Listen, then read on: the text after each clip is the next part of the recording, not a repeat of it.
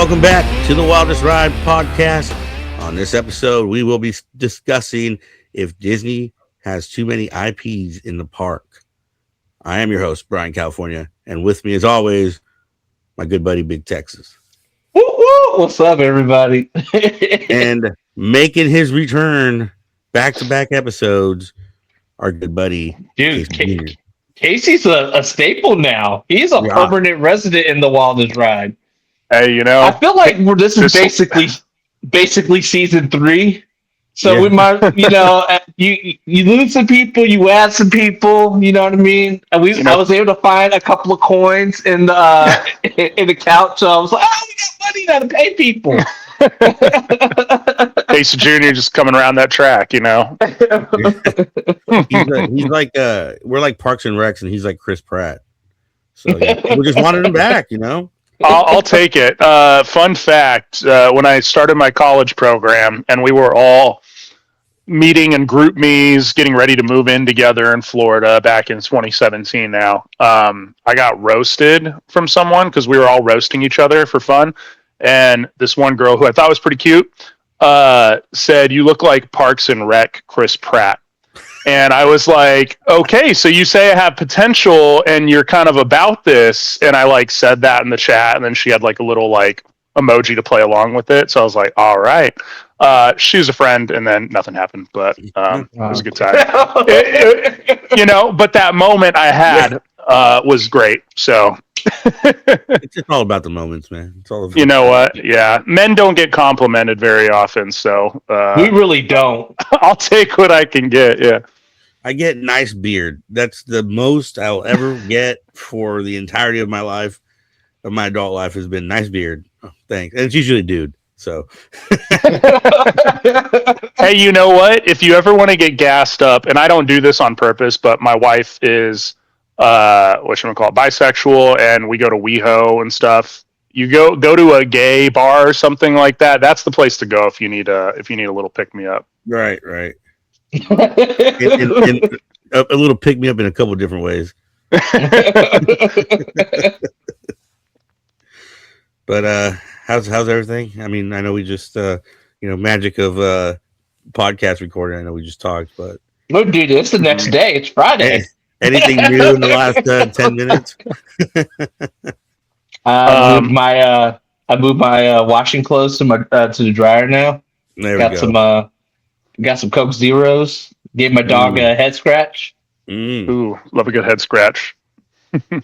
I saw that Incredibles 3, which was greenlit. Mrs. Incredible on the red carpet. I think Helen Hunt or something like that. She said they're starting to record in March. So ball is rolling on Incredibles 3. Speaking of Helen, she was at the New Orleans Fan Expo. Oh, was she? Yeah. I love her voice. What she was trying to promote, but I mean, I love Twister, so there you go. Yeah, I would have been pumped. Ain't no love in Oklahoma. Well. All right, moving right along. Yeah.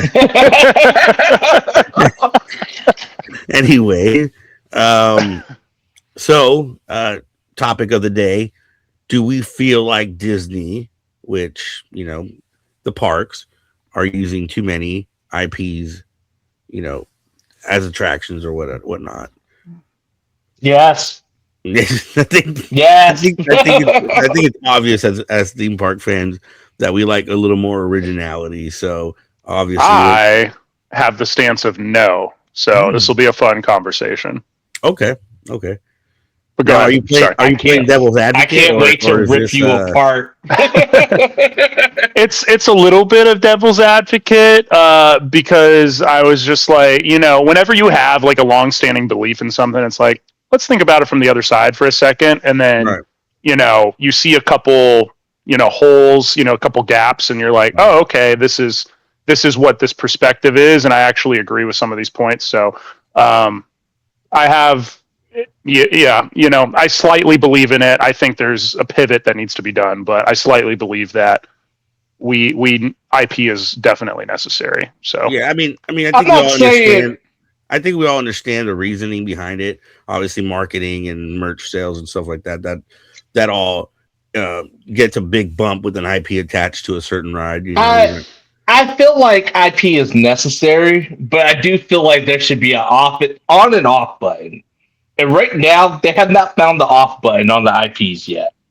And that's what I feel like is not killing Disney, but they're almost lacking on creativity.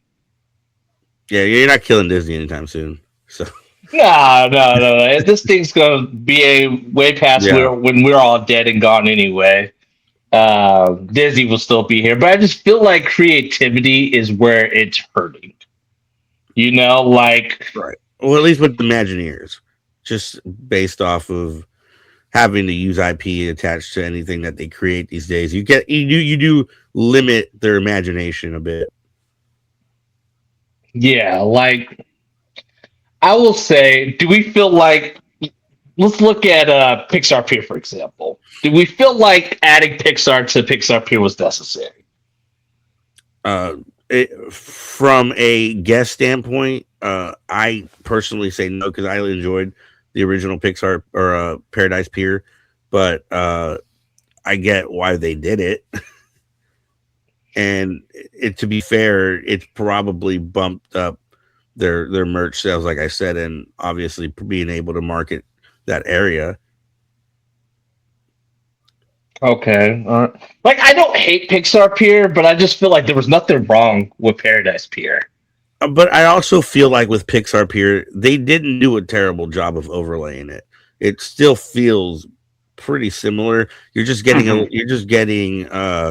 instead of California Screaming and that original soundtrack, which I loved, you're getting more of a kind of a score from a movie than you are, an original theme park song. They bought a new Fortnite skin and Jam Track, and they just laid it on there. Yeah, yes, that's essentially what it is. Yeah, yeah. They didn't throw it in your face. I don't think I think it's very subtle, but I think that's one of the things that they've done fairly well is we all got out of sorts when they announced Galaxy's Edge going into Disneyland. It's like, how dare you, and they made a way, they found a way to fit it in there without killing the vibe of Rivers of America, things You like mean that. fuck it up? Yeah, they didn't do that. No, they didn't completely destroy it. They had to go back to the drawing board and now present to you Galaxy's Edge 2.0. Our bad, fellas. Our bad.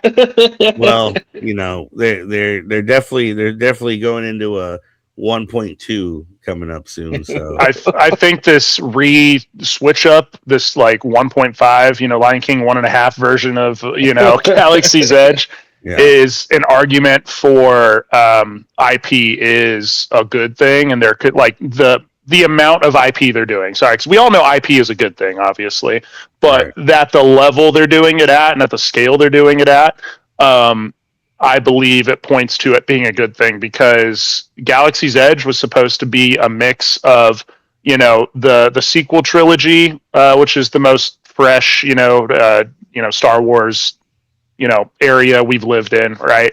But also like its own planet with Batuu, and creating original stories set in these universes. And what we've seen from this omission of a little bit of a failure here is that people care about the stories that they've grown up with and that they've attached themselves to and the people they've spent time with. And Disney is going back to that with having the original trilogy in there, the one that has an actual legacy. So, it's getting more, I think, like from a business standpoint, one of the things that I was looking at is you got to think about, it sounds bad because everyone wants to be individual, unique, and creative and all that stuff, and think about the individual consumer coming in and what does the super fan want in this, but you have to think about it as what do the NPCs of the world want? And there's a lot more NPCs out there than there are super fans or theme park enthusiasts or locals, and it's a quantity when it comes to making money off of it. And as they've thrown more IP into these parks with Galaxy's Edge, Avengers Campus, and obviously they're building that second attraction there, so that's going to help, or two more attractions, excuse me. So those are going to help, that land specifically. I think we've gotten to a point to where the idea of these heavy IP lands were fantastic, maybe 15 to 20 years ago when it was starting to be the dawn of what could come, and in the early stages was great. I think Radiator Springs is seen as one of the best lands in all Disney parks around the world, right? And that was in 2012, and it struck at a good time where we were still getting into the idea of these heavy IP specific lands and going away from original like, I guess I want to say original land, like Disneyland created, like park characters or whatever. Because DCA was more of a, just California themed or whatever, right? But same kind of angle at it. So it was great then, and we've seen what it can do to launch literally, like the profitability of Radiator Springs, I think directly leads into the next 4 or 5 expansions. Like Avengers Campus, that might not be there without Radiator Springs. Pixar Pier, going into Avatar now, and then also Disneyland Forward. And Disneyland Forward is just a park expansion, so I'm not going to give it credit there. But they've seen what it can do, and we've seen money-wise how well the parks have done over the past 10 years, and that's what's keeping Disney, making money, cash flow coming in. And I think from the NPC angle, that's what's been delivering recently. And I think when they originally built Galaxy's Edge and Batuu, it had the idea that you were the main character, and I think that's such a niche thing. The majority of the general public doesn't really want to do that. They just want to go. They want to go there and see their favorite characters. And I think it was similar to when Walt Disney originally had built Snow White, and how she wasn't in the ride because you were Snow White. Basically, you were the main character, and people complained. It's like, wait, where's Snow White? I want to see Snow White. And I think that's where that kind of cycled around, and they started realizing, you know what, maybe it is just a niche thing that not everybody wants to be a part of the story. They just kind of want to watch the story unfold. And now they're trying to go back. They're starting to go back into that type of Imagineering, where they're building the story around you, or they're actually building out the story and telling the story for you instead of you being the story, Which I think it was a mistake off the bat. My mindset went to immediately they're gonna go to 2.0 pretty quickly, and they ended up doing that. I mean, it's been 7, 8 years since Galaxy's Edge has been built. It's crazy to think, but yeah, that's a pretty quick turnover. I remember when I had a cast preview for Galaxy's Edge. Yeah. Road Rise before 6 months prior to it actually coming out and everything. Oh, dude, I didn't get to ride Rise honestly until about when I went to Disneyland. Oh wow. Yeah, dude, Rise over at Studios was a different monster, bro. We couldn't even get into the park, to be honest. It was a different monster. I remember the wristband. Sorry, go ahead. No, the wristband thing. Yeah. Sorry. Yeah. No, I was going to say, I remember I was in the parks with a couple of friends, and they were not cast members, and someone messaged on our, Ship Trade Facebook page or whatever saying, hey, if you go on the hub, they posted today for the first time, if you come in today, enter through this gate, have your blue ID ready, they'll let you go in the back door and ride Rise. And that was the first time they did like an unofficial cast, not even an official preview. It was just like a test and adjust type of day, or they do usually a month or two before the official previews. And I told my friends, go get some dinner or something, because I'm out of here later. I went and rode it, and then came back and just had a great time. So yeah, but anyways, little side story. But it's one. We love side stories here. Galaxy's Edge opened in Disneyland first, but Rise opened at Disney World first, which is Mhm. kind of a weird thing there. Yeah. But My thing about the whole IPs is I feel like there's one part that comes to mind where I feel like it's really hurting, and that's Animal Kingdom.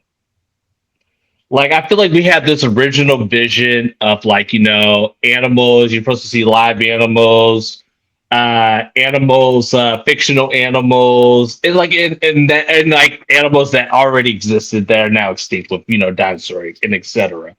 I feel like now when we're pushing this whole IP initiative, that's what I feel like that's the part that's really stumping its growth. Because I feel like, man, who doesn't want like I feel like there's other parts of the region of the world with like when it comes to animals that we have not seen at parks that you could be a great place to put them in Animal Kingdom. For example, you got Australia. You have Australia. You have Antarctica. Stuff like that. I feel like that's where IPs are kind of hurting it. Like, not to say that I don't want to see Tropic Americas, but I feel like they're kind of force feeding animals into a land that they kind of don't need to. You kind of just go off places that already exist, And what was the last original attraction Disney's came out with? Is it Expedition I Everest? think it's Everest. Yeah. Like, geez, dude, that was back when I was pretty much in middle school. Yeah. You know what I mean? Like, I think people, when it comes to Disney and stuff like that, yeah, they want to ride Tron, they want to ride Guardians of the Galaxy Cosmic Rewind, but man, they want to go back to those things that made them fall in love with Disney. That was Space Mountain, that was Big Thunder Mountain, that was Jungle Cruise, that was Pirates of the Caribbean before it became an IP, stuff like that. And I feel like I'm not saying that you need to get rid of IPs completely because I feel like Star Wars is a good example of an IP that you want to obviously use because there's just so much in that play box that you can use. Avengers is something that you can use like play box. Toy Story, I feel like that's where you kind of get a little bit limited and stuff like that. I think you should be when you make new lands, you should have a land that doesn't have to be associated with IPs, but you could put IPs in that land if that makes sense. I agree like almost 100% with what you're saying with that, even on the other side of this, like, debate, if you will. Like having a Pixar land or a Pixar pier versus a Toy Story land, when you get too specific with the IPs you put into the park and you build it out, if you don't continuously put time and effort into developing those IPs off the theme parks, like how many Toy Stories are we going to get? Are we going to get 12 Toy Stories? Like we might be with the way things are going, but Probably. but like, say Toy Story 5 coming up and then maybe there's 10 to 15 years and then they do Toy Story 6 and they're like, ooh, we're going to come back to the magic or whatever. Like there's only so much you can do with that for an extended period of time. And who knows what the AI like world will be in, especially with Disney signing that deal recently, with what developments they can make there within the theme parks, or just in terms of a content creation standpoint, with that, to where they can have Toy Story in front of your face without putting a new movie in front of your face, but doing the broad range with it and then having individual rides that have it, because I think Disney Adventure World, which is the new name of the Walt Disney Studios park in Paris, the second one, which is seen as the worst theme park in the world by a mile, or worst Disney park in the world by a mile, up until they just put a ton more into it. And I saw just a brief layout, but they have a Pixar like area, and it has like Crush's Coaster.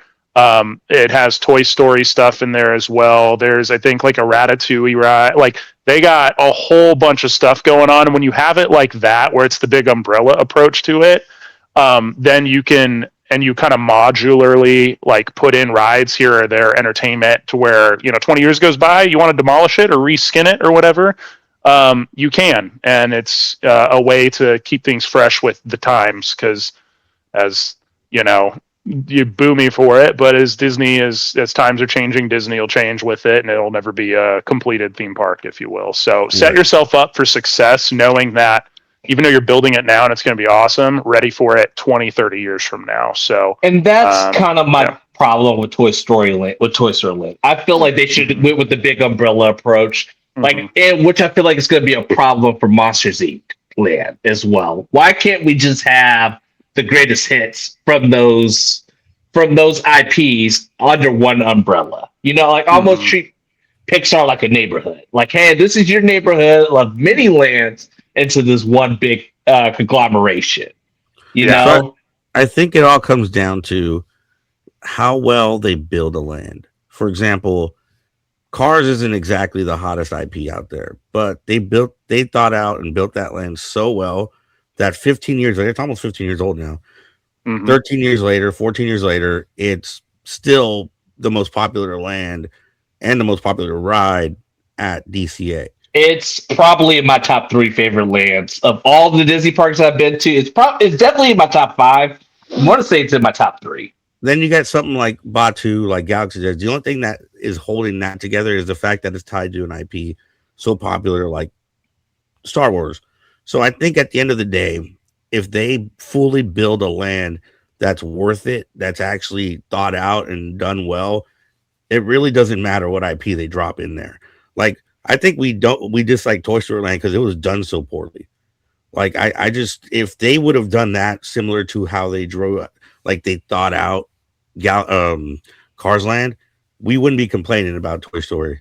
We would sit there and we'd applaud them for it. But I think it all just comes down to how well they really, really build that land and how much leeway they have to really think a land through.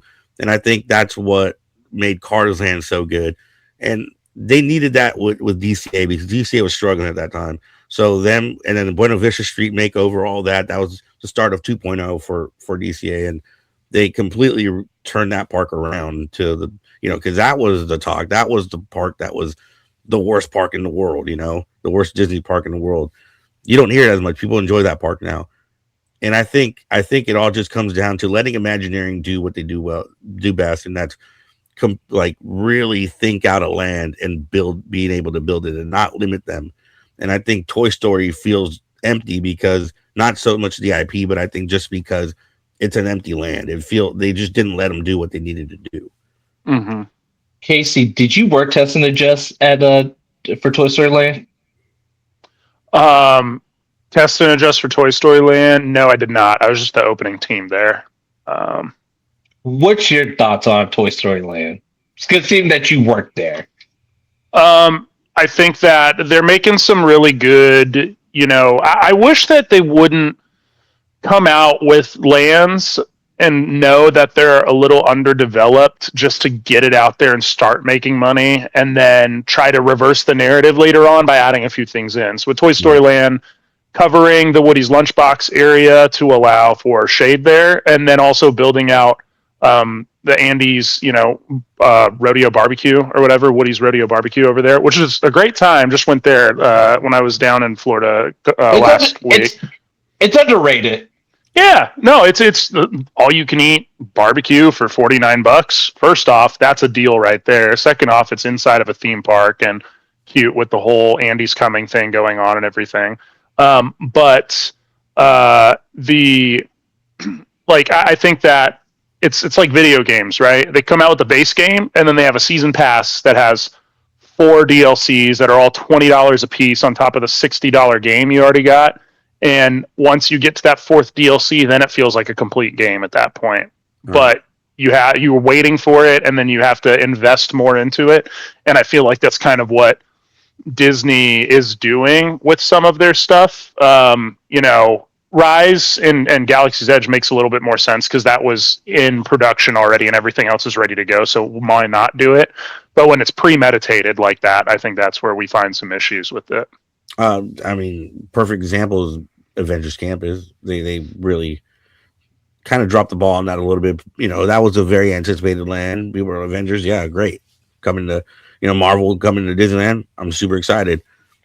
Kind of fell flat. Now they're like scrambling to, maybe we did need that e-ticket attraction originally. So do we feel like it's not even really the IP issue? It's just, they're just basically just calling it ladies. They half-assed it.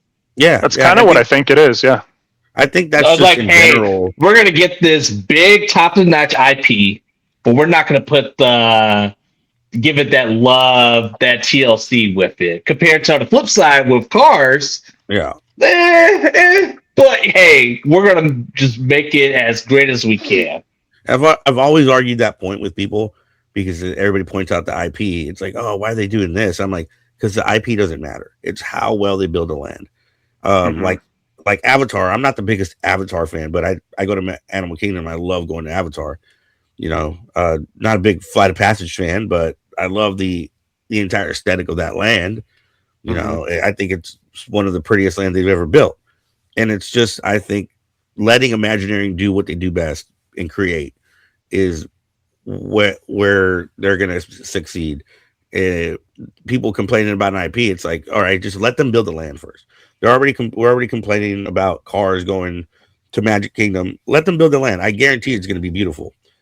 And they're going to find a way to make it seamless. They're just going to do it. Do we feel like that IPs have killed Hollywood studios? The original idea of Hollywood Studios, yeah, of course, because the original idea of Hollywood Studios, it was IP driven because it's about movies, but it was about making the movie, Yeah. and that's where you kind of like left that park behind. It's a different park now. This is going to be DC I'm trying to 2.0. look back to even when it was MGM Studios. I mean, what IPs they mainly had. It was basically before it even switched over to Hollywood Studios. We had Muppet Vision, Muppet Vision, Indiana Star Jones. Tours, Indiana Jones, Twilight Zone. Yeah. Great Movie Ride had a bunch of little things within one ride, but it was all within the theme of the entire park, which is movie making. And I think that's where they went away from. They're like, I don't know what it was, because everybody that I've ever talked to about that park, MGM was their favorite park growing up, no matter what. And I go there and I hate it. I think it's my least favorite park, domestically at least. Like I just don't like it. I don't ever want to go there. Everybody that I'm with wants to go there because they have e-ticket attractions everywhere, but it doesn't make sense to me. The park just seems like it's all over the place. I think even with the Monsters Inc. Door Coaster is still going to be my least favorite park. Mm-hmm. I think what you just said in that last sentence, Brian, is exactly why I have the opposite opinion on why they need to do things, but the same exact fact, and that's you go with people that haven't been before or been less, or just other people in general, and they want to do studios because all these e-ticket attractions and these big names and things like that, versus someone like you, like for the hardcore theme parker. I agree with you with the needing to bring in money piece of it. You got to think of the NPCs, and I think that with each of the lands too, the location, the real estate that you have is huge, because Galaxy's Edge, great IP and everything, and it's correctly placed in terms of where it's at in the park, and the transition to get there. It doesn't infringe on Fantasyland or Thunder Mountain or anything like that coming around the corner. But because it is so far out there, they have to add to it to make it worth going all the way back in that theme park to go do Cars Land right in the middle of the theme park there. So that's easy to hit there. I think with each of the new lands that come out, you absolutely have to have an e-ticket attraction, because first impressions, everything. And, all these different places that are trying to play catch up, people are going to have a long time before they have their trust won back over with something. Like, even when that e-ticket comes out at the Avengers Campus, I guarantee you it's going to be a few years before people are like, oh, Avengers Campus actually got a cool vibe going. And then they'll probably start mentioning a handful of things that were already there in place, like the live entertainment where there's always people walking around, or they have shows constantly going off. They rotate characters in when the new things come out and everything like that. Like, attributes that are there, people don't see it until the level of an e-ticket matching the level of hype going into a land. If you have that, then you have the rest of it. The only weird caveat is and that's why I bring up the location piece as well, is with Galaxy's Edge. Rise is like its own thing off to the side, and then the center of where all the focus and stuff is going to be at is Smuggler's Run, which I think is a fun attraction. I enjoy it, and no one I go with ever wants to go on it because they're not fans of the flight simulator type deal. But you have the Millennium Falcon out there, so you have like a good. I think they're called Weenies is the name of it actually. So you have an Icon. Yeah, you have an Icon. You have that. But you don't have the level of hype with that e-ticket there. It's often its own thing. So when you think Galaxy's Edge, you're like, oh, do you want to go do Rise? And then you walk through Galaxy's Edge and that's it. Versus a Pandora where you have Flight of Passage, which hits, but it's located, towards the back in the center. You have to come from both sides to get in there. And right next to Satuli and the store there, although it's a smaller land, of course. But I think those are some things that hit or miss on things there. You have to go through the whole land of Radiator Springs to get to Racers, which was, and still is one of the best attractions out there right now. So, the e-ticket hit just needs to be there. Didn't have it the first 6 months of Galaxy's Edge either. Yeah. So have you done the new test track? That was one thing I missed while I was down at Disney World. So yeah, how is it? You could make the argument that it might be better than Radiator Racers now. I don't really. I'm the biggest test track supporter. I was always a fan of 2.0. Like people hated it. I loved it. This is so above that it's wild how much they improved that ride. And I would say it's up there with Guardians of the Galaxy at Epcot for my favorite ride. It's my favorite. Okay. It's my favorite ride at Epcot. Then, really, I think they did just such a good job with it. It's so good. And you know what that was? Not an IP. 2.0 felt like Tron though. 2.0 felt very like Tron. I'm so glad Tron came out to like, oh, you need to get changed. Yeah, just to clarify to those people listening, when Casey said weenie, that's an old school term that Imagineers used to use for like Cinderella's Castle, for the main icon of the park or whatnot, or big Matterhorn, the Mickey's Fun Wheel, yeah. You don't really hear it a lot anymore. That's a very old. That's a big throwback. That stuck with me. Yeah, I when I heard it the first time, I was like, that's a crazy word to use, but all right. Gotta have some wow factor. Clip it for the thumbnail. Do we feel like there's ever a chance that Disney could go back to doing original stories, or do we feel like we're just past that? Do we feel like with the administration changing, it's rumored that Damara is going to be co-CEO? Yeah, with Dana Waldron. I think that's what's going to be the key there. But I don't think he's a smart guy. He knows what's going to sell. He knows that he needs to profit, and that what profits more than IPs. Really, like you're just not going to get much unless it fits the story well. Like if it's a perfect fit, you're not going to get much originality. You might get it within maybe small portions of parks, like adding a new character or something, but you're never going to get a full-blown attraction, I don't think, anymore. You know what the last original character they made for the parks? You want to take a guess? Figment? Figment, baby? I don't know. No. It's Figment's the goat, but it's Ollie, the gingerbread. He's the last original character they made, which he's a cool character. I feel like, man, they're really I agree that Hollywood Studios at this point has to be run by IPs, which I still think that sucks because they lost the identity of that park. And maybe that's more of the issue with Hollywood Studios. It's just the identity of that park. Like we don't really talk about that with DCA. Like people love going to DCA. I'm sure people like going to Hollywood Studios. So I was driving. These two French girls come in my car, and they asked me, "Hey, what two parks I should go do?" The first two parks they did what came to mind was Epcot and Hollywood Studios. I was like, why are you going to Hollywood Studios? Go to Magic Kingdom. You know what I mean? Like, if you want the nostalgia, like the true essence of like Disney in your veins, go to Magic Kingdom. Mhm. And you go to Epcot too, because Epcot has just cool original stuff, and there's no park like Epcot. And You it's know what I also got the mean? greatest park icon to ever be created. Hmm. Park icon. Yeah, like Spaceship Earth. Oh yeah. Agreed. Beloved golf ball. I just feel like we're stumping the growth of Animal Kingdom, and even to extent, we're losing the original identity of Epcot because now more IPs are kind of sprouting up in Epcot. For Yeah. example, last couple of things they've been doing was Moana, Ratatouille.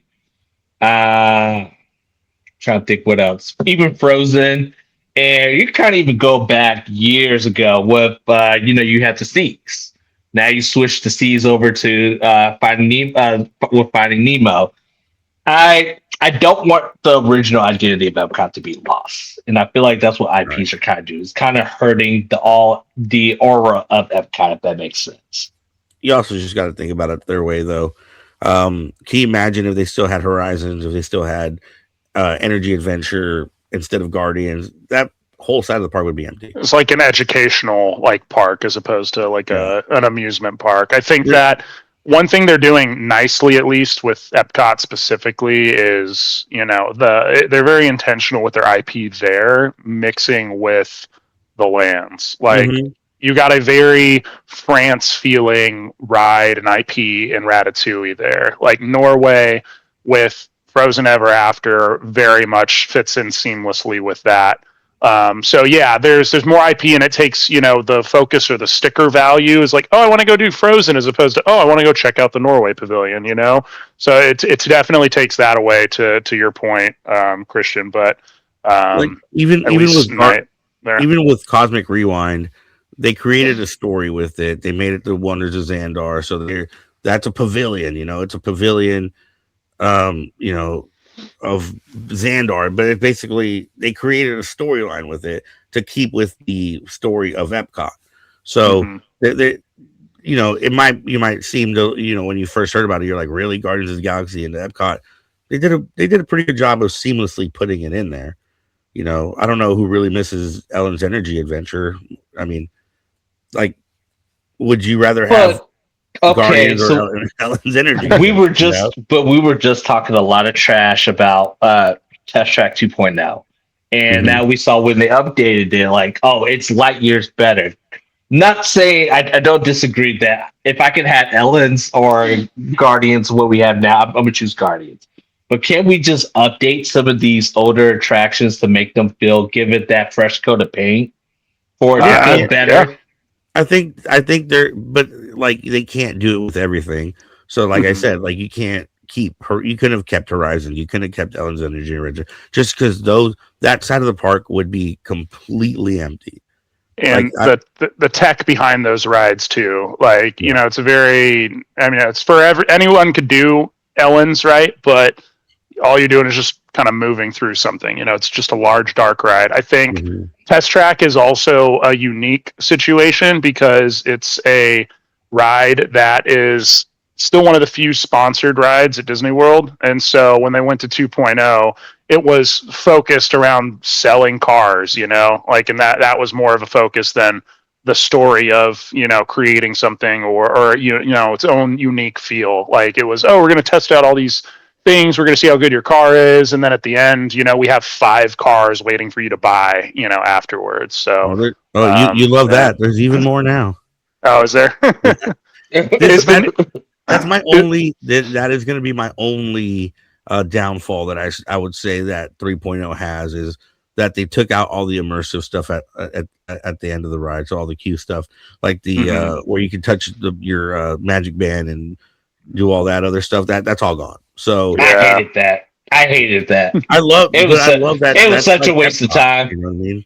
That's like hands-on stuff is the best part of Epcot. Like I love that. Like it gives you something to do other than just walking out and seeing a showroom for a Chevy. You know what I mean?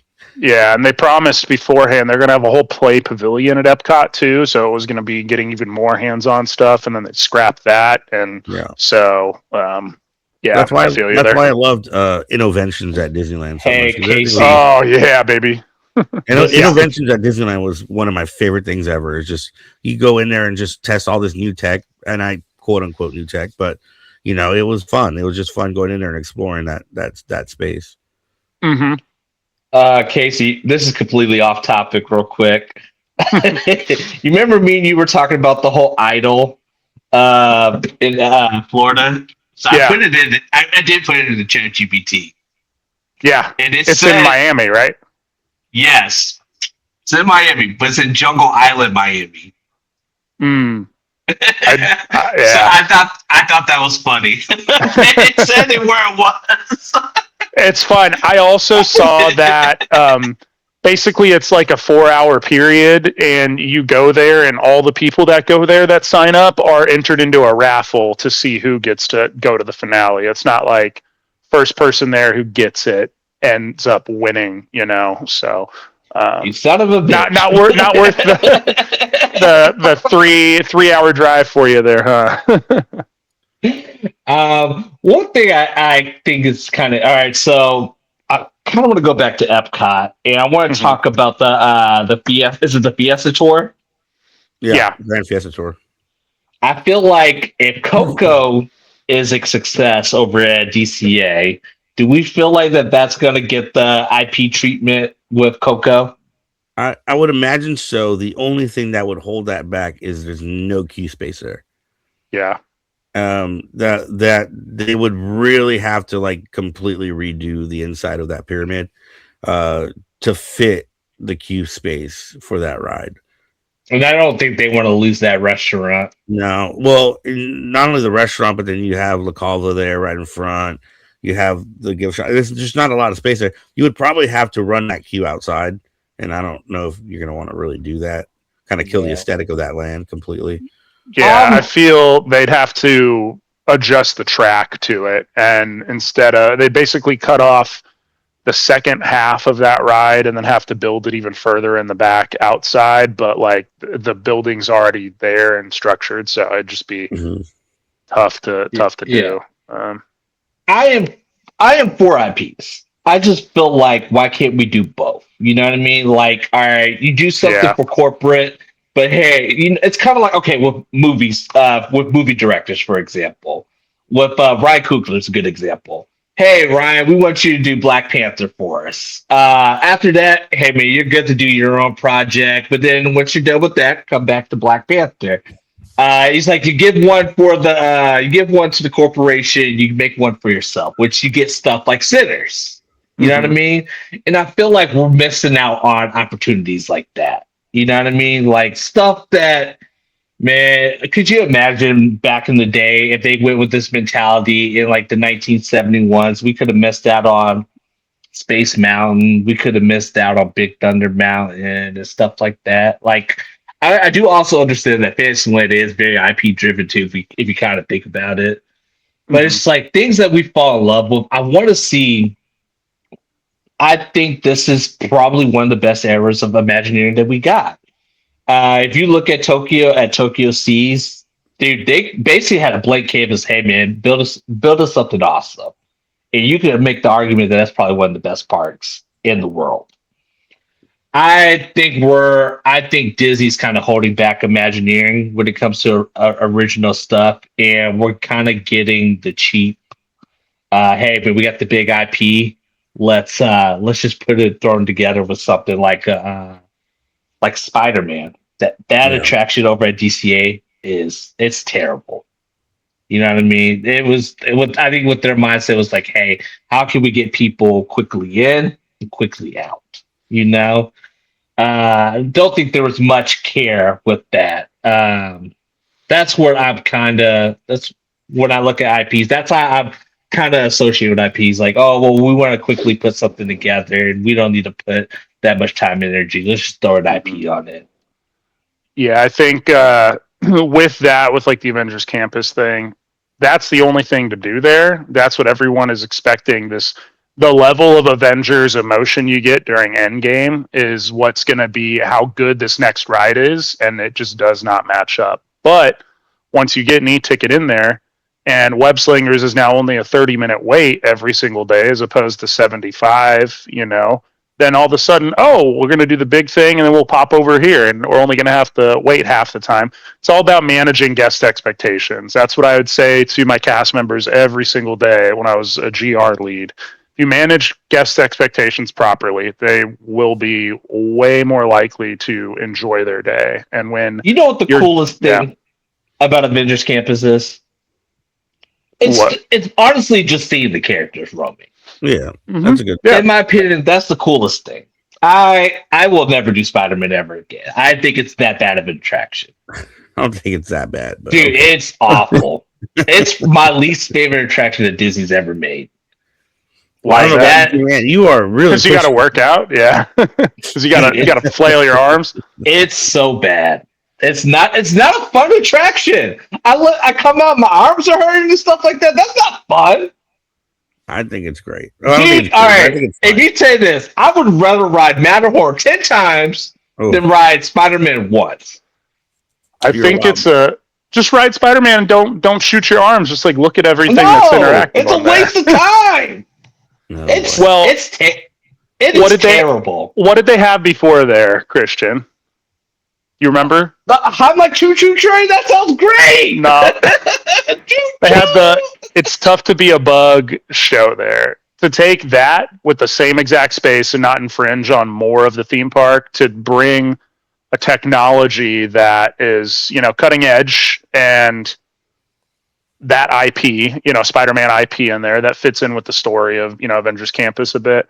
I think it delivers on a lot of stuff. I'm not arguing to get you to change your mind because I know you're dead and gone when it comes to that. But I think that I think with what they had to work with, they delivered really well with. But it's just that they, this was the first 20% of the land, and the rest of the land hasn't been finished out yet. And here's the other thing. Can I say something real quick? I just want to say this real quick.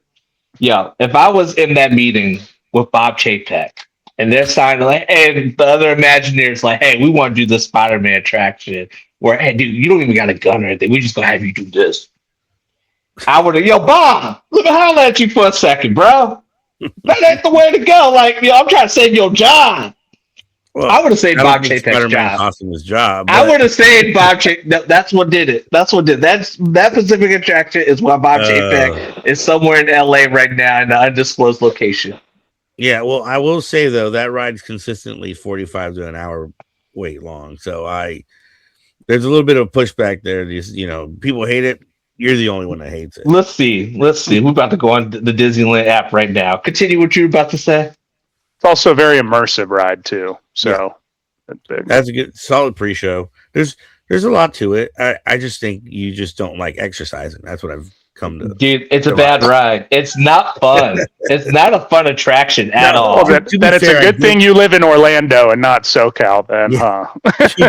To be fair, I did bash the fact that they were putting another shooter style attraction into a park that already had one. I mean, I think that you can only have so many of those. So real quick, Radiator Racers has a 100-minute wait. That's wild. Always. What time is it in Cali right now? 12:19. Yep. 12:19. All right, and you're looking at about. I got about 5 minutes left, by the way. A 35-minute wait for Web Slingers, and you got about a 40-minute wait for Toy Story Mania. There you go. Busy in the park. Yeah, it's pass holder. It's the Magic Key holders being able to go during the week thing. It'll always Disneyland will never have a light period ever again. If that's how they keep the Magic Key pass holder thing going, because people are always going to have Magic Keys here. People are always going to have APs here. And with how expensive it is too, they're going to go on the tier 1, tier 0 days are usually way more. Like during the summer when I was working the past, couple years ago or so, summers were actually like semi-dead-ish compared to around the year because it's hotter out, so locals don't want to go as much. There's more blockout dates, and the tickets are higher priced. Even though you got a little bit more free time, you didn't have as many people kind of like roaming the parks at, in pockets here and there. All right. I was going to say something else disrespectful, but I'm going to keep my comments to myself. At this point, let it out. Let it out. Let's hear it. Oh, I was going to say, y'all Californians got terrible taste for that ride being 35 minutes. I mean, would make sense because y'all Dodger fans over there. Mhm. Except you, Casey. Casey, you one of us. You one of us people. Over the one to the right, yeah, I'm looking at you. It's fine. Haters will hate and they will continue to hate and it will I'll continue to drink all your guys' tears. And I'm good. Do y'all have any closing statements, anything that y'all want to say before we get out of here? I think overall, we complain about the IP. I think at the end of the day, it really isn't about the IP. It's what they do with the land in general or the attraction in general. I think if it's well built, it really doesn't matter what's attached to it. So IP or not, I just want to see Imagineering kind of get allow them to do what they do. Let go the handcuffs. Yeah. With and more like you can do IP, but just do it. Don't do the same IP we've already seen in multiple theme parks already. Like I saw one little like interview note or something come out of Imagineering saying that the new Villains Land and Magic Kingdom is the most exciting thing Imagineering's been a part of in the past 30 years, and that's because they have a lot more creative control over it. They're not pigeonholed into a specific singular IP like a Toy Story.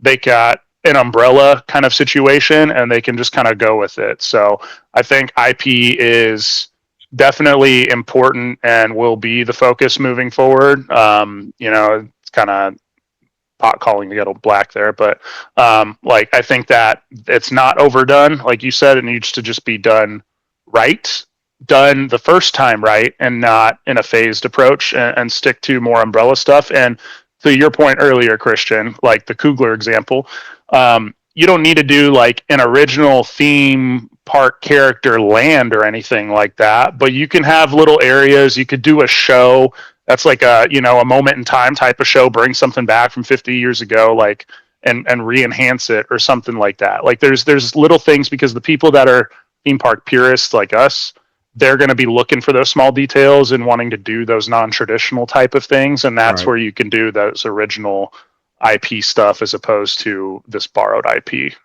I just really hope they don't go and lean on the IP and think, oh, you know what? People are so excited about Villains that we can kind of half-ass it and people will still be excited. That's kind of my only worry about it. But other than that, I'm pretty excited for that. I think this is a cool point when you had Disneyland Forward, that now you have this like, hey, we're allocating more theme park land back to you. This would be cool moments to do those original, maybe an original land. You could throw an IP, one for us, one for them. I really don't want the handcuffs on the Imagineers anymore. Like, I see them doing good stuff over in Tokyo and everywhere else. Man. It is a totally different company, but it's the Imagineers making it, though. Yeah, but that's what I mean. It's a totally different company in terms of money they're willing to allocate towards a certain attraction or land. Well, maybe that there's, I know they're putting a little bit of money into Disney Plus, but they were throwing a lot of money in Disney Plus. Maybe throw those back into the parks. Mm-hmm. They really underestimated the streaming thing, or overestimated. One last little note I want to throw in there, and we don't have to expand on it because we're kind of at time here. But Mickey's Runaway Railway, like, I think that is a good kind of middle ground between building a new ride system tech developed, but even though it's not like a Figment or something like that, it is something that feels more old Disney and original IP from back in the day as we were kind of getting started up. So I think that's a nice middle ground there. Not as a replacement for Great Movie Ride, of course, because I'll never advocate for that. But the way it is in like Toontown here, like with all the OG Fab Fives and stuff, is great. So I think maybe just older IP, that has stood the test of time instead of just throwing Moana in every single show and parade and thing that we do for the last 10 years. You don't like the water fountain? It's cute. It's aesthetically pleasing, but it's just taking up space. Yeah. Otherwise, it'd be flat land, so I'll take it. But yeah. All right, Brian, get us out of here. Well, that'll conclude this chat about IPs in the park and conclude this episode. What's that? I just want to say one thing. Casey, I appreciate you coming on the channel, man. This has been a lot of fun. Oh, thanks, man. I can't wait to do this again with you. This was really good. Yeah, absolutely. Time permitting, always happy to jump on board and talk parks with you guys. So thanks for having me, as always. Of course. Well, with that being said, that'll conclude this episode of the Wildest Ride podcast, and we will catch you on the next one. Peace.